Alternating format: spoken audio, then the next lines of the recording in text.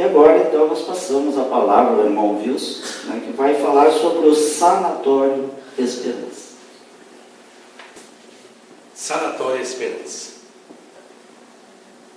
O que isso nos diz no primeiro momento? Esperança. Que possamos nós, nesta noite, avivarmos a nossa esperança no futuro.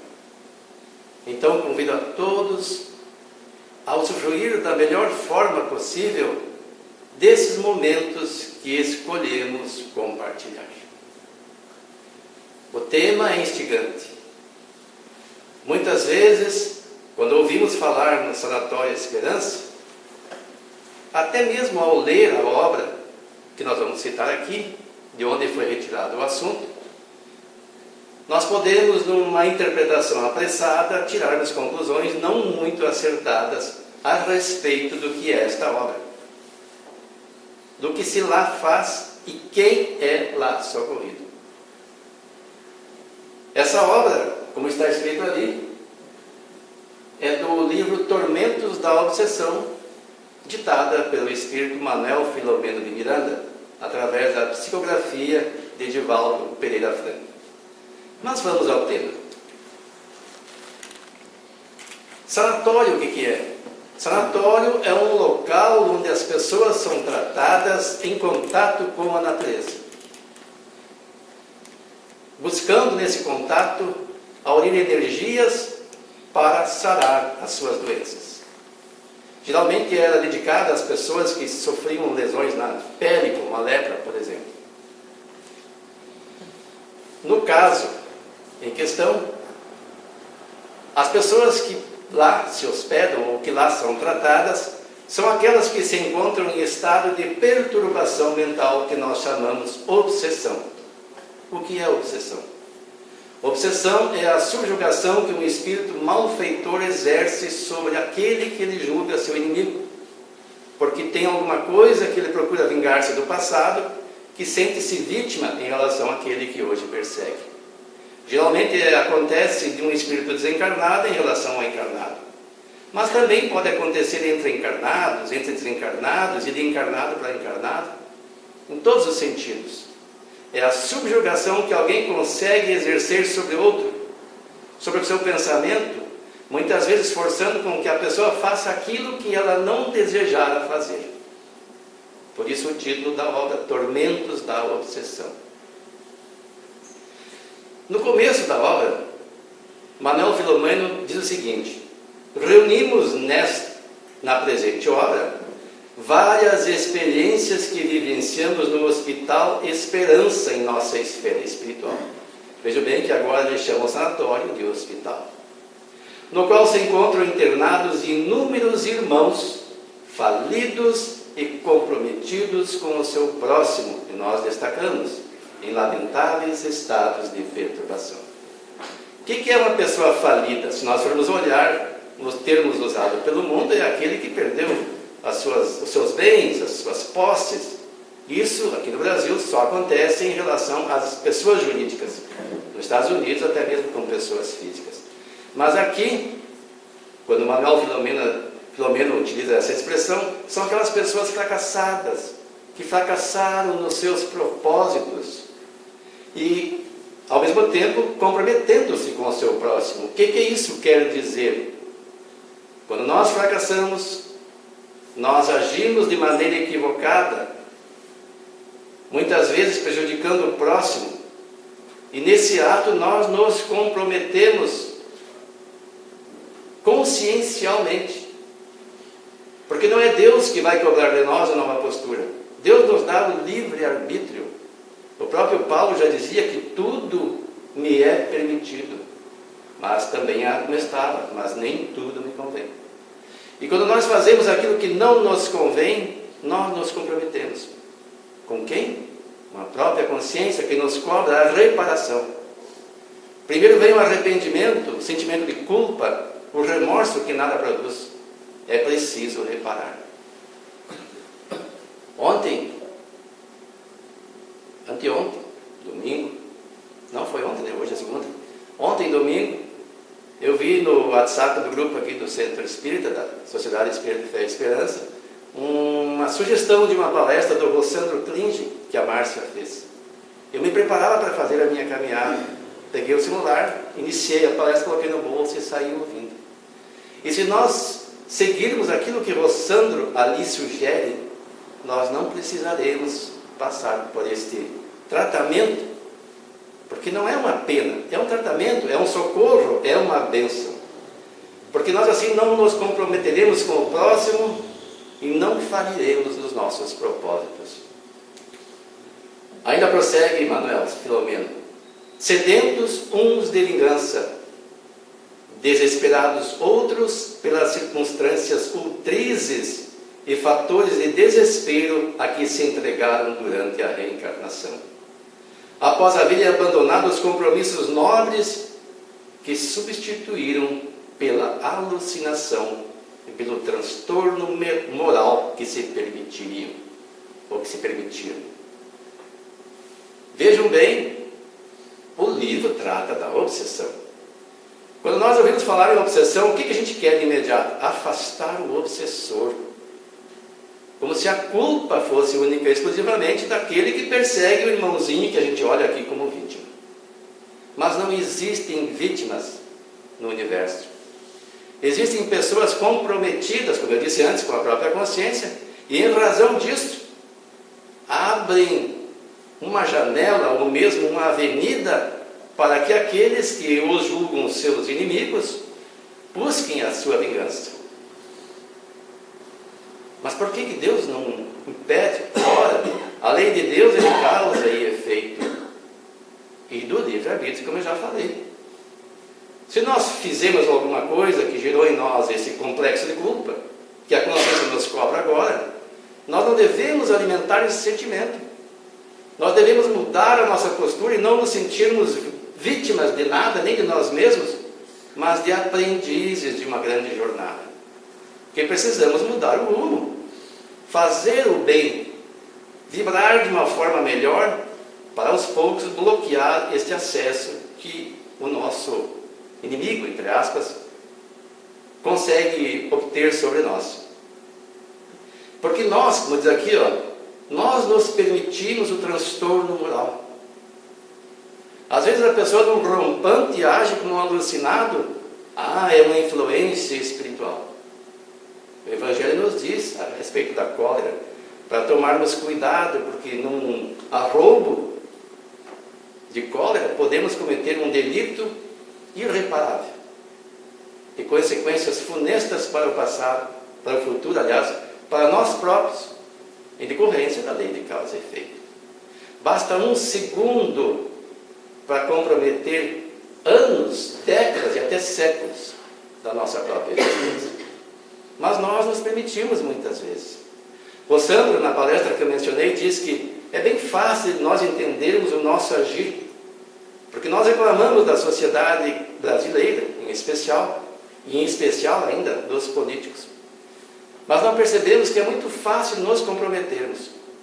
Toda ação que demanda um raciocínio, uma análise, será que eu devo fazer? Em princípio, já é suspeita. Porque o bem, segundo ele, é espontâneo. Eu não preciso raciocinar. Está insto em mim, eu tenho prazer em realizar e não preciso raciocinar. Será que isso é correto? Se eu penso, será que isso é correto? Já acende a luz amarela. Porque nós somos muito hábeis em procurar justificativas para o nosso agir e continuarmos errando. Então nós nos permitimos o equívoco. Nesse nosocômio espiritual, já mudou a expressão, encontram-se recolhidos especialmente pacientes que foram espiritistas fracassados. E por essa colocação do Manuel Filomeno de Miranda, alguns palestrantes dizem que é um hospital destinado aos espíritas fracassados.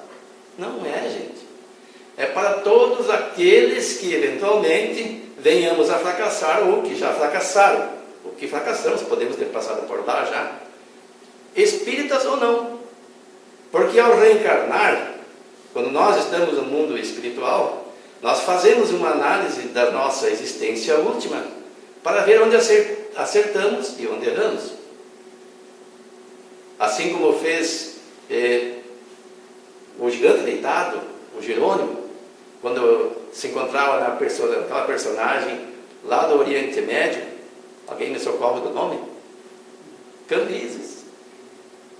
Alguém me socorreu? Cambises. A minha memória talvez tenha funcionado. Cambises conta, né, no livro Asas da Liberdade, que muitas vezes ele retornou, sofreu e fez sofrer, torturou e foi torturado. Cada vez que ele desencarnava, depois da existência como Cambises, ele fazia uma reflexão e tomava resoluções de, ao retornar à reencarnação, agir diferente, mas sempre fracassava. Até que pediu para retornar sem nenhuma das faculdades visuais, auditivas, da fala ou da locomoção, para ser impedido de cometer os seus delitos. A espiritualidade, analisando os seus propósitos, percebendo que ele tinha mesmo a vontade de acertar, permitiu que ele nascesse perfeito, mas que algumas ou bastante dos seus recursos para viver na Terra foram aos poucos sendo tirados. Primeiro o movimento das pernas, mais tarde dos braços, mais adiante a visão, deixando apenas com a audição e a fala e a vida numa esteira, sempre de costas, com dores lancinantes ao peito. E ele teve nesta oportunidade de realizar o seu projeto de reforma íntima. A propósito, Possando diz que reforma íntima não é demolição, porque muitas vezes nós, quando lemos essa obra, por exemplo, os espíritas vão nos fracassar e vamos passar pelo hospital sem merecermos. Esse hospital é para todos que fracassam. Ele diz assim, encontram-se recolhidos especialmente por quê? Porque nós temos conhecimento da lei de causa e efeito. Nós sabemos que a vida não se extingue com a vida física, mas mesmo assim recalcitramos no erro. Então por isso ele fala especialmente. E ele prossegue, dando-lhe condições de santuário para a saúde mental e moral, e o administra com incomparável abnegação, auxiliado por outros dedicados servidores do bem e da caridade. Isso referindo-se ao Eurípides Barçanufo, que é o criador desse sanatório. Aqui na Terra ele tinha uma instituição material com semelhante objetivo. Ele não era médico, mas era médium, e utilizava suas faculdades e a inspiração para socorrer os necessitados. E ele surpreendeu-se ao partir, desencarnou novo ainda, vitimado pela gripe espanhola, de encontrar no plano espiritual muitos dos seus socorridos ainda alimentados mentais, precisando de socorro. Visitava as regiões inferiores e via multidões de sofredores. E então ele resolveu construir no plano espiritual o Sanatório Esperança. Então ele resolveu e construiu. O mundo espiritual não é assim, alguma coisa que a pessoa faça ao belo prazer. Existe organização. Assim como na Terra, lá muito mais ainda, porque aqui é uma cópia imperfeita do que lá acontece, é preciso autorização para as grandes obras. E ele pediu aos espíritos mais evoluídos que ele, que fossem seus intermediários e intercedessem junto a Jesus, pedindo permissão para a construção, o que lhe foi concedido. Tem um capítulo do livro que fala só sobre o sanatório. Nós vamos pegar algumas partes para nós entendermos melhor o que é esse sanatório. Aqui, na página 27, diz assim: não se limitando a socorrer exclusivamente os viandantes do carro físico, que ele fazia isso quando encarnado, acompanhou também, após a desencarnação, muitos daqueles que lhe receberam o concurso, neles constatando o estado deplorável em que se encontravam, ou que retornavam à pátria, vencidos por perseguidores cruéis que os obsidiavam, ou vitimados por idioplastias terríveis derivadas dos atos que se entregaram, enlouquecendo de vergonha, de dor e de desespero após o portal do túmulo. Imagine nós, com todo o conhecimento que temos, nós usamos uma roupagem física e uma conduta em sociedade pautada no nosso senso do que é certo e é errado, que é a autocrítica, que nos faz nos apresentarmos diante dos outros como uma pessoa correta, uma pessoa bondosa. Mas o que fazemos na intimidade? O que fazemos em pensamento? Como vamos nos apresentar ao desencarnar? Nós vamos vir adiante, que não adianta a gente querer se esconder. Os espíritos superiores nos conhecem, eles não nos condenam, mas o fato de nós nos percebermos descobertos, desnudados, nos cobre de vergonha. E ele prossegue: formando verdadeiras legiões de alienados mentais, que se agrediam uns aos outros, chafurdando em paisagens de sombra e angústia, constituída por abismo de sofrimento insuportáveis. Condoeu-se, particularmente por identificar que muitos deles haviam recebido o patrimônio da mediunidade iluminada e pelas lições libertadoras do Espiritismo. Nenhum de nós pode alegar ignorância. Mesmo aqueles que não são espíritas não podem alegar ignorância das leis de Deus se frequentarem em algum momento qualquer uma das religiões cristãs. Porque em toda parte o Evangelho é lido. Há interpretações equivocadas, é certo, mas o fundamento da moral em toda parte é igual. Amar a Deus sobre todas as coisas e ao próximo como a si mesmo. Resumiu Jesus toda a lei dos profetas.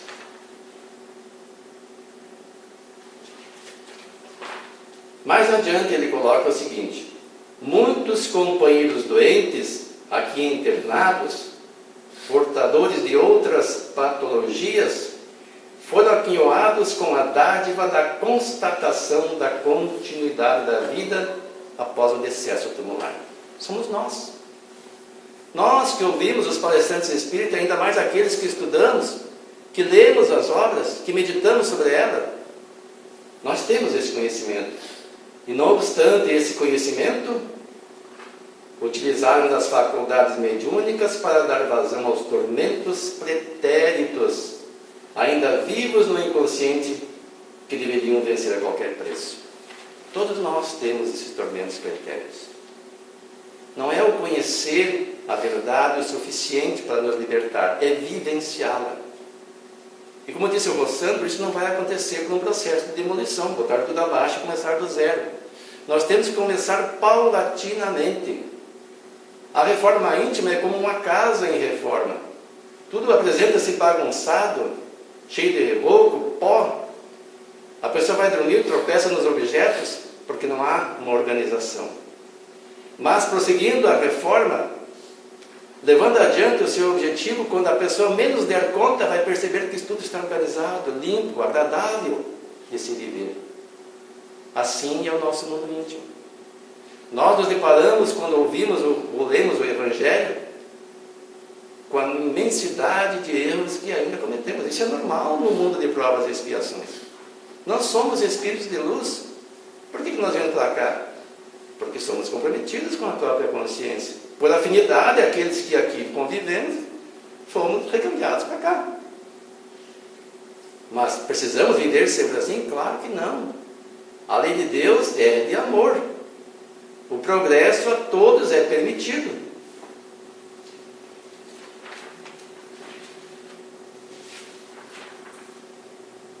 Aqui, além do Ministério da Recuperação de Pacientes Mentais, em razão da sua especialidade, muitos candidatos a reencarnações como futuros psicoterapeutas e estudiosos da alma, conforme a visão das modernas doutrinas transpessoais, vêm fazendo estágio, a fim de adquirir conhecimentos para lidar com os problemas volumosos da obsessão, dos transtornos psicológicos e das psicopatologias que se apresentam cada vez mais dominadoras na sociedade contemporânea. Essa obra foi escrita em 2001. Ela não é tão antiga quanto pode parecer. É uma coisa que vem acontecendo agora. E nós percebemos, nos bancos acadêmicos, muitos jovens que adentram a psiquiatria, que adentram a psicologia, e de repente se deparam com a doutrina espírita e ficam maravilhados. Integram-se ao movimento e começam a aprofundar os seus conhecimentos. Quem sabe se não são esses espíritos que lá estagiaram? Lá já se sabe tudo a respeito do tratamento da obsessão? Vamos ver. Entre aqueles que lá colaboram, de Thomas Willis, o psiquiatra inglês do século XVII, a Felipe Pinel, um dos precursores do tratamento das doenças mentais, que tinha outros nomes na época. De Mesmer a James Bright, de William Glasinger a Kraepelin, a Charcot, a Freud, a Jung, apenas para nos referir a alguns dos cultos visitantes. Muitas aulas têm sido ministradas e debates são estabelecidos para que se encontrem os melhores métodos terapêuticos para a imediata aplicação, não apenas nos internos, como em favor dos viandantes da terra, especialmente considerando-se a fragilidade das forças morais de muitos candidatos ao equilíbrio e a fidelidade aos postulados do dever, quando mergulhados na carne. Quando nós estamos na carne, nós temos a mania de dizer, a carne é fraca. Claro que os instintos naturais do corpo nos chamam a satisfazer as necessidades. E nos dão prazer quando as satisfazemos, mas nós viciamos no prazer.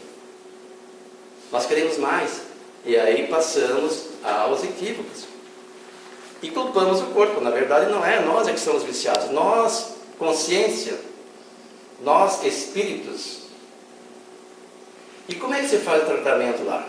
Ele revela aqui a musicoterapia. Então nós devemos escolher as músicas que harmonizam, porque a música é energia, ela movimenta energias. Ela pode nos acalmar, nos excitar, nos deprimir, nos levantar o ânimo, o moral. Que música estamos ouvindo? Hoje em dia está muito na moda as músicas de depressão. E as pessoas deprimidas muitas vezes nos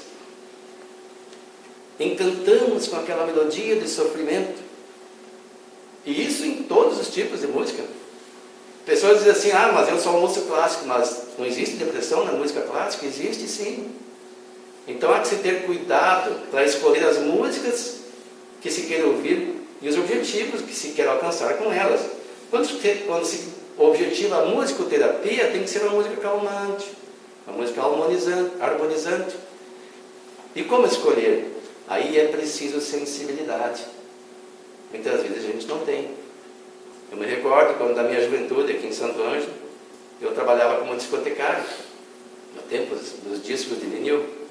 E um dia um amigo meu ouvia uma música que se dizia clássica, Bloco Orange. E eu falei para ele, mas está ouvindo essa música? E ri dele. E daí ele me chamou a atenção que é preciso parar e ouvir. Mais tarde eu parei para ouvir. E desde então eu adoro música clássica, de diversos sentidos. Muitas vezes até ouço algumas deprimentes, mas tomo cuidado para não ficar vibrando naquela sintonia. O melhor mesmo é a música harmoniosa.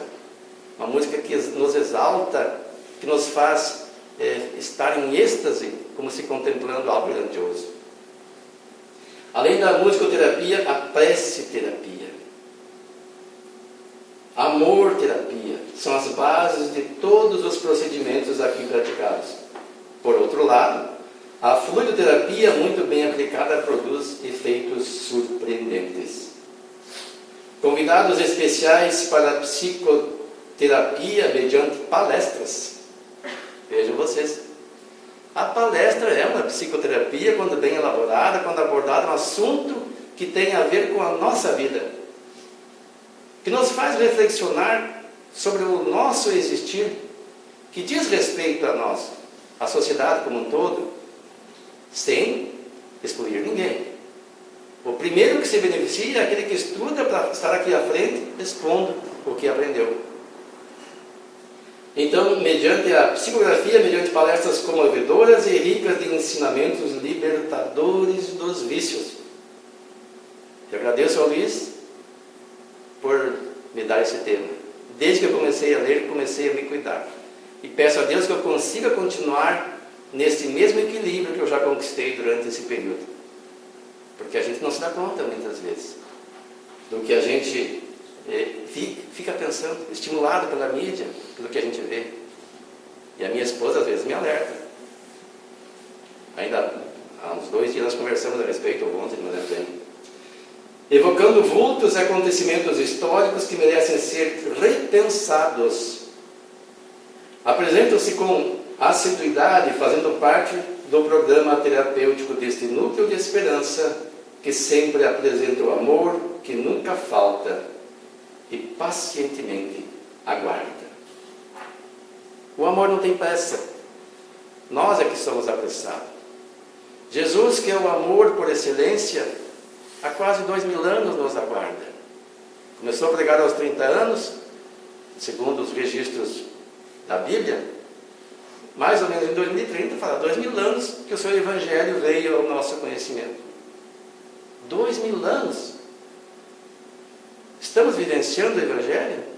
Estamos numa fase de transição planetária que é necessário que o vivenciamos. Ou não teremos condições vibracionais adequadas para continuar no mundo de regeneração, que é um mundo em que não imperará o ódio, o egoísmo, mas o equilíbrio. Não haverá o amor pleno, mas muito mais amor do que hoje, muito menos ódio do que hoje. Ainda haverá provas a serem superadas e algumas expiações, mas não tão dolorosas como as que hoje nós experimentamos. Algumas pessoas, lendo o Livro dos Espíritos ou outras obras, podem pensar que, mas a pessoa, ao desencarnar, ela não pode estar vítima de obsessão. Ela só é obsedada enquanto estiver na Terra. Nós vimos ali que não. As pessoas podem desencarnar obsedadas. Alguns até se manifestam nas sessões mediúnicas e os orientadores dizem: não, meu irmão, você não tem mais um corpo físico, tu não precisa mais sentir essas impressões, são apenas memória. Nós podemos, e vamos ver, continuar sofrendo as consequências. Na questão 459, Kardec pergunta: influem os espíritos em nossos pensamentos e em nossos atos? Resposta: muito mais do que imaginais. Influi a tal ponto que ordinários são eles que vos dirigem. Não é que eles nos peguem e nos obriguem a fazer alguma coisa. Eles aproveitam as nossas falhas, eles sondam as nossas inclinações e estimulam para que nós façamos aquilo. E vêm compartilhar conosco. A viciação do álcool, por exemplo, é muito tênue, aonde eu começo a ser alcoólatra e onde eu deixo de ser alcoólatra. Tudo é equilíbrio. Não é que seja proibido, mas a pessoa não pode se tornar dependente. Então a gente tem que tomar cuidado. Eu, por exemplo, tenho o hábito de tomar um vinhozinho ao jantar. E percebi que às vezes, quando eu não tomo, eu fico com uma vontade de tomar, de não, será que eu já estou alcoólatra? Eu fico pensando, será?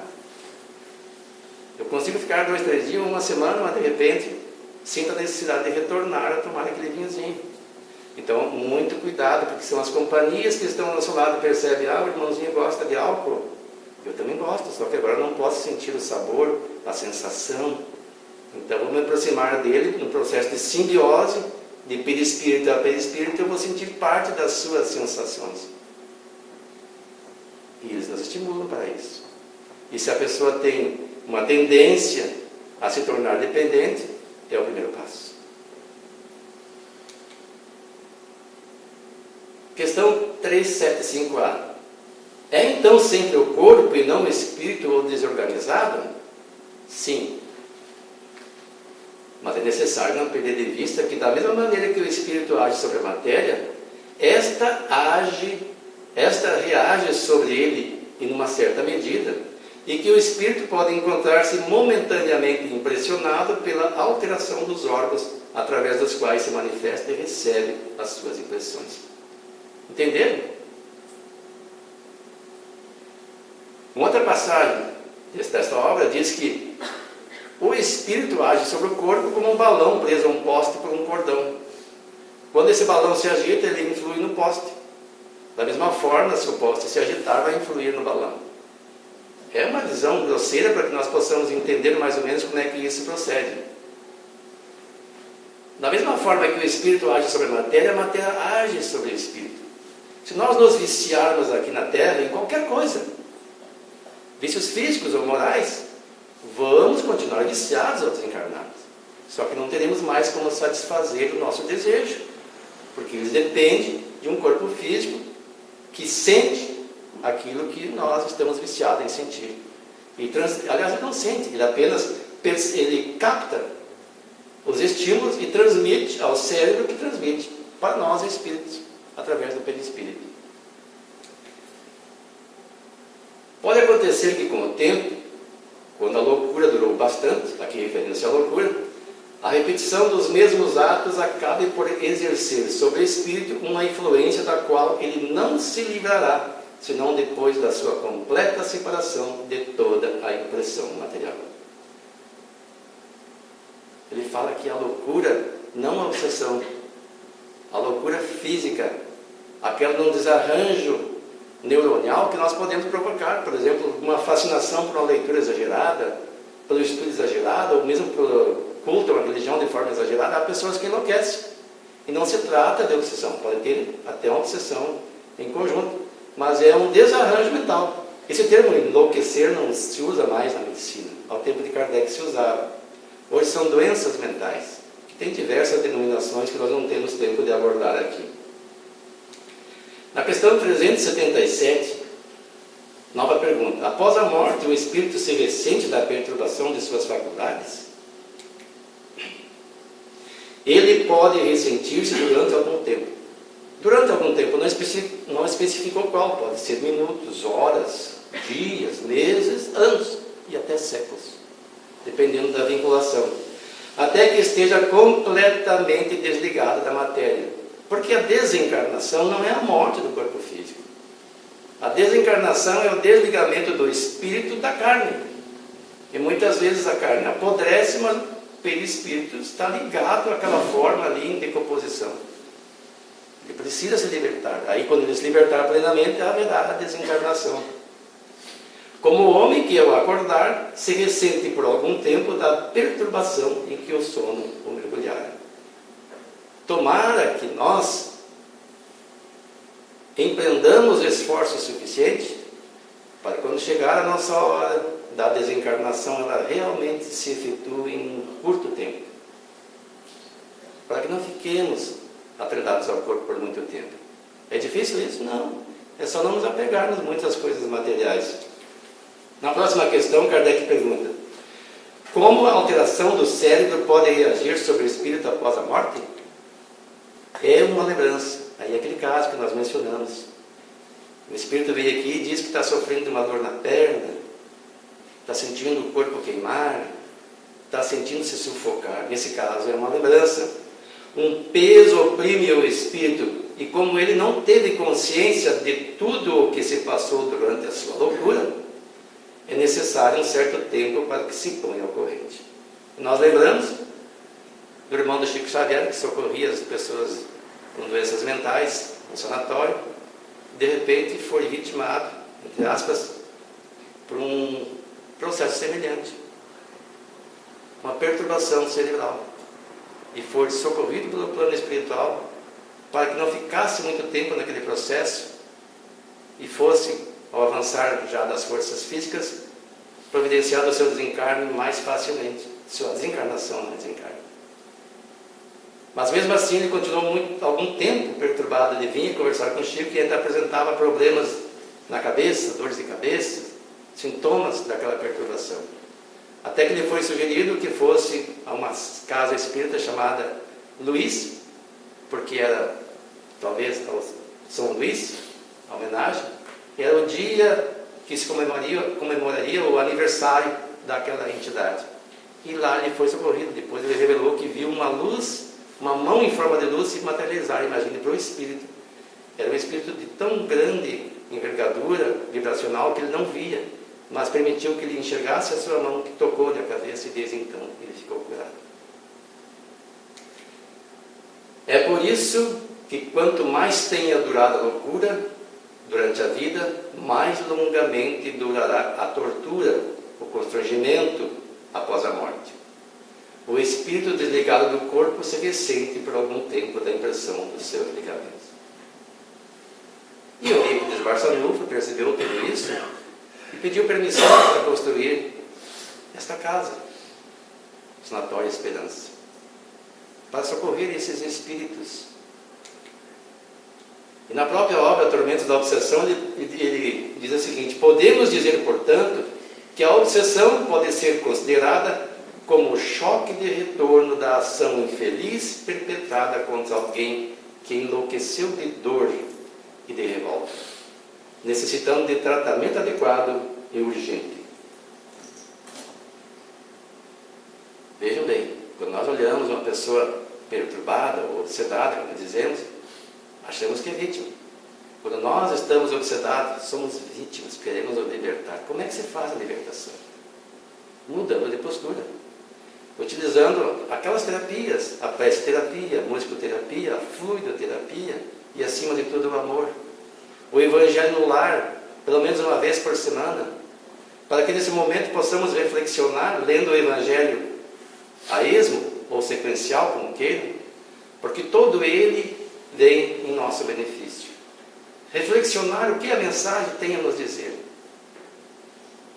Na minha vida, eu me conduzo de acordo com as orientações recebidas. O Evangelho quer dizer a boa nova. Não é um código penal qualquer. Aliás, Maria Modesta Cravo, que trabalhou na instituição dirigida por Barçanufo aqui na Terra, presenteou uma pessoa que trabalhava com ele, chamada Inácio, que era um médico da área da psiquiatria, mas que não entendia o trabalho dela, que ela fazia passes. E ele era materialista. E um dia ele percebeu que os pacientes que eram atendidos pela imposição das mãos por Maria Modesta Cravo tinham uma repercussão na saúde muito maior do que aqueles outros que não recebiam. E daí ele veio conversar com ela, e ela lhe deu de presente 2 obras, 2 livros: o Evangelho segundo o Espiritismo e o Código Penal, para ele ler. E ele percebeu, o Código Penal criado pelos homens, que rege a conduta das pessoas e pune aqueles que o infligem, e o Evangelho segundo o Espiritismo, que traz a lei de Deus. E aí ele começou a compreender, e tornou-se também um espírita, um estudioso da doutrina, aplicando melhor o seu conhecimento na área que ele trabalhava.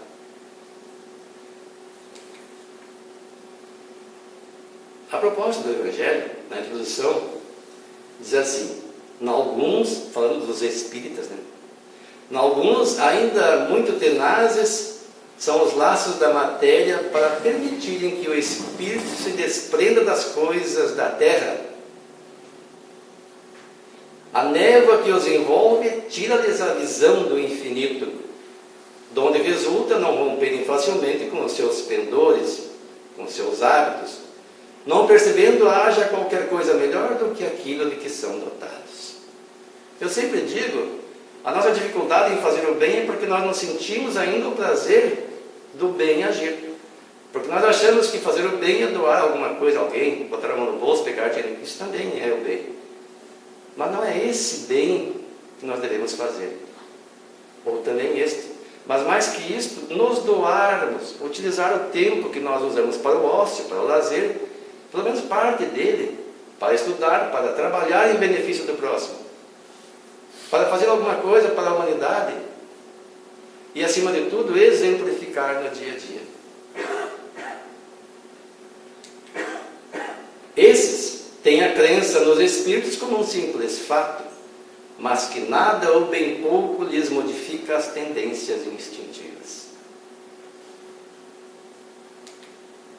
Numa palavra, não diviso mais do que um raio de luz insuficiente a guiá-los e a lhes facultar uma vigorosa aspiração capaz de lhes sobrepujar as inclinações.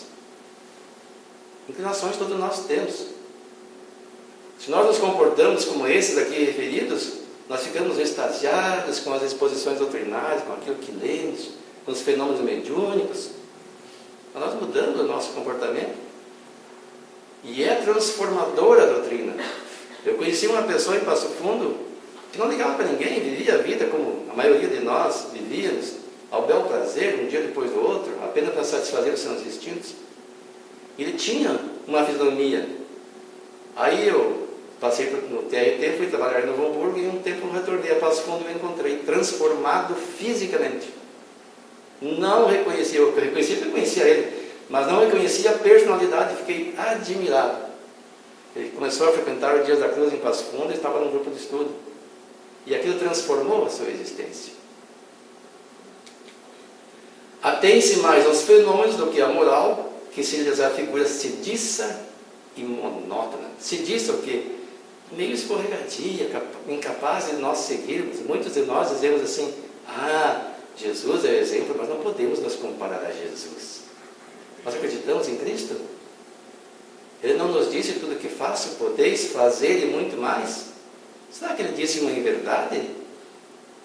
Ou nos falta a fé, aquela fé tão pequenina como um grão de mostarda, para nós darmos o primeiro passo?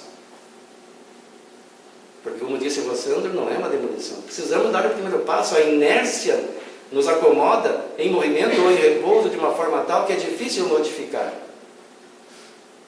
Um carro mesmo parado precisa de muito mais energia para romper o seu estado do que depois que está em movimento, atingindo uma velocidade de cruzeiro. Aí o consumo diminui. As nossas energias também, para nós vencermos a nossa inércia da acomodação, vai ser menos dispendiosa quando nós acelerarmos o processo, dando o primeiro passo. Não se conquista uma jornada sem dar o primeiro passo. Por maior que seja, vamos ter que começar. Não adianta pedir a Deus que me transforme, que me torne uma pessoa melhor. Não vai haver um milagre. Milagre não existe. Eu não vou ser transformado. Eu preciso me transformar. Pedem aos Espíritos que se incessantemente os iniciem, nós, aqueles que assim nos comportamos, nos novos ministérios, sem procurar saber se já se tornaram dignos de penetrar os arcanos do Criador. A propósito, existem dois tipos de mediunidade, né?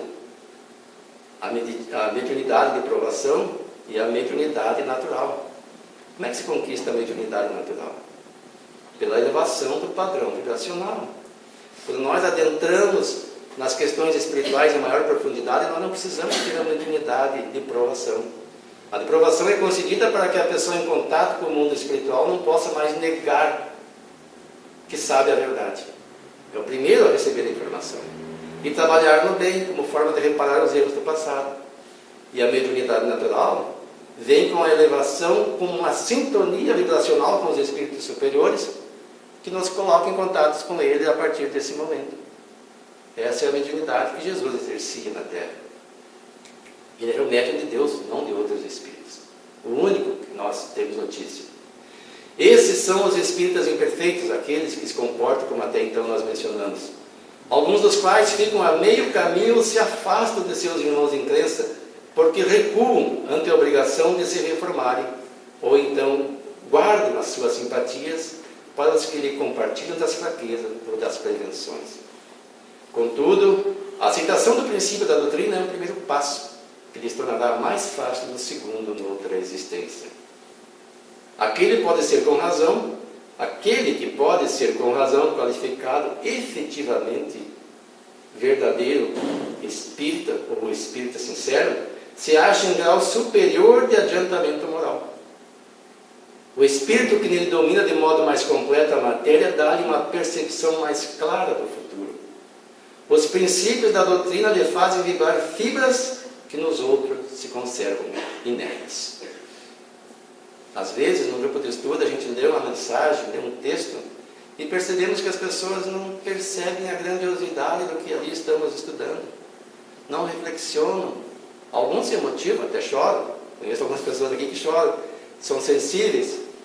Não é o propósito de nós chorarmos, não é isso. É que nós possamos ser sensíveis à mensagem e lutarmos por agir diferente. Em suma, é tocado no coração pelo que inabalável se lhe torna a fé. O que é uma fé inabalável? É aquela que diante das dificuldades não teme, porque ele tem fé no futuro, tem fé na mensagem de Jesus. Ele sabe que a vida aqui é transitória e que tudo passa. Assim como as coisas boas passam, as más também passam. E nós guardamos apenas aquilo que conquistamos de valores, de mérito. Um é como o músico, que alguns acordes bastam para comover, ao passo que o outro apenas ouve sons. Quantas pessoas, às vezes, ouvimos os palestrantes, nós vamos aos congressos, nos estagiamos, saímos de lá mudados, não? Será que apenas não fomos fazer um turismo? E aqui uma demonstração interessante. Reconhece-se o verdadeiro espírita pela sua transformação moral. Primeiro passo, é preciso ter uma transformação moral, mesmo que mínima. Se a pessoa conhece o espiritismo, se diz espírita e não se transformou em nada, não é um verdadeiro espírita. E pelos esforços que emprega para dominar suas inclinações más. Então não é aquele que já é um santo, aquele que não erra mais, aquele que não tem inclinações más. Ainda as temos e muitas, mas devemos empreender esforços para as superarmos. E agora, para nós encerrarmos essa parte de O Céu e o Inferno, que é muito interessante, é a exprovação de um boêmio, que diz o seguinte: homens, meus irmãos, eu vivi só para mim e agora expio e sofro. Conceda-vos Deus a graça de evitardes os espinhos que ora me laceram. Prossegui na senda larga do Senhor e orai por mim, pois abusei dos favores que Deus faculta às suas criaturas. Quem sacrifica aos instintos brutos a inteligência e os bons sentimentos que Deus lhe dá, assemelha-se ao animal que muitas vezes se maltrata. O homem deve utilizar-se sobriamente dos bens de que é depositário, habituando-se a avisar a eternidade que o espera, abrindo mão, por consequência, dos gozos materiais. A sua alimentação deve ter por exclusivo fim a vitalidade. Quantas vezes nós nos abusamos do alimento? E redunda no nosso estado. O gaúcho, principalmente, hoje em dia a gente olha, nós estamos mudando nossa morfologia. Não vamos nem entrar no detalhe, mas é uma coisa que nós percebemos. Existe, graças a Deus, uma abundância de alimentos, mas nós temos dificuldades de selecionar e de não darmos vazão à nossa gula. Nós queremos sair satisfeitos, só que a nossa satisfação às vezes não tem limite. É preciso sair da mesa, segundo os entendidos, com um pouco de vontade de comer, que não é fome, é vontade de comer. Eu há algum tempo adotei a seguinte expressão: eu estou com uma baita vontade de comer. Quando eu sinto vontade de comer, próximo ao meio-dia ou de noite, antes do jantar. Porque não é fome, nós não sabemos o que é fome. A maioria, pelo menos, não. Existe uma parcela da população que ainda tem fome no Brasil, infelizmente. O luxo deve apenas restringir-se às necessidades da sua posição. Os gostos, os pendores, mesmo os mais naturais, devem obedecer aos mais são raciocínio, sem o que ele se materializa em vez de se purificar. As paixões humanas são estreitos grilhões que se enroscam na carne, e assim não lhes deis abrigo. Vós não sabeis o seu preço, quando regressamos à pátria. As paixões humanas vos despem antes mesmo de vos deixarem, de modo a chegardes nus, completamente nus, ante o Senhor. Cobri-vos de boas obras, que vos ajudem a franquear o espaço entre vós e a eternidade. Manto brilhante, elas escondem as vossas torpezas humanas. Não é porque nós venhamos a fazer boas obras, ou já estejamos fazendo, que vamos ser puros. Elas ajudarão a esconder as nossas torpezas, vão nos vestir de luz. Envolvei-vos na caridade e no amor, vestes divinas que duram eternamente. Se nós temos receio de precisarmos ser socorridos no sanatório Esperança, possamos reflexionar um pouco mais a respeito do que estamos fazendo. Como está o nosso mundo íntimo? Sem atropelos, sem desejo de demolir a nossa vida, uma transformação momentânea, Mas como diz essa música do Guilherme Arantes, confiando no amanhã. Um novo dia, onde a mais louca alegria há de brilhar. E assim, se porventura ainda formos recambiados à pátria espiritual na condição de necessitados, que possamos ser socorridos nesses sanatórios, que não é o único, onde seremos tratados, se necessário. Mas nós temos a certeza de que não é necessário passar por isso. Pelo contrário, nós podemos começar agora a agir diferente, como transformadores da sociedade, e nos prepararmos ao partir daqui, nos encontrarmos bem melhores do que quando adentramos nessa encarnação. Preparados, inclusive, até, quem sabe, para auxiliar aqueles irmãos que lá trabalham. Não somos médicos, aqueles que não somos, mas somos capazes de fazer alguma coisa em benefício do próximo. Limpar o chão, consolar o enfermo, ouvir aquele que padece, orientar utilizando os nossos conhecimentos, sem nos sentirmos superiores, mas iguais. Necessitados todos que somos do amparo superior. Bendito o nosso irmão Eurípides Barçanufo. Bendito o nosso irmão Manuel Filomeno de Miranda, que nos trouxe esta informação. Bendito Jesus, que é o Espírito todo luz e que nos trouxe o seu Evangelho, que a nossa vida conduz, sejamos nós jovens, crianças, moços ou velhos. A vida é cheia de oportunidade. O tempo passado é passado. Mas se estamos aqui hoje ouvindo essas palavras, fazendo essas reflexões, é porque Deus nos concede a oportunidade de mudar o mundo. De fazer esse processo que eu mencionei quando li essa obra, esse pequeno pedaço que o Luiz me deu. E eu vi a grandiosidade que ela representa. A obra inteira está disponível nas livrarias, ou quem quiser pode baixar em PDF da internet para ler. A casa tem, o Luiz já mencionou. É importante que nós tenhamos contato com ela.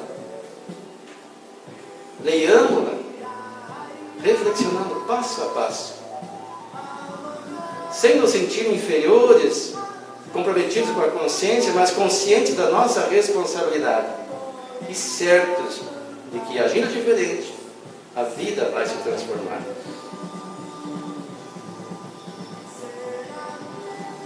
Fiquemos com essa música, na certeza de que o amanhã será pleno, se nós assim quisermos, porque Deus quer e Jesus espera por nós. Muito obrigado pela atenção.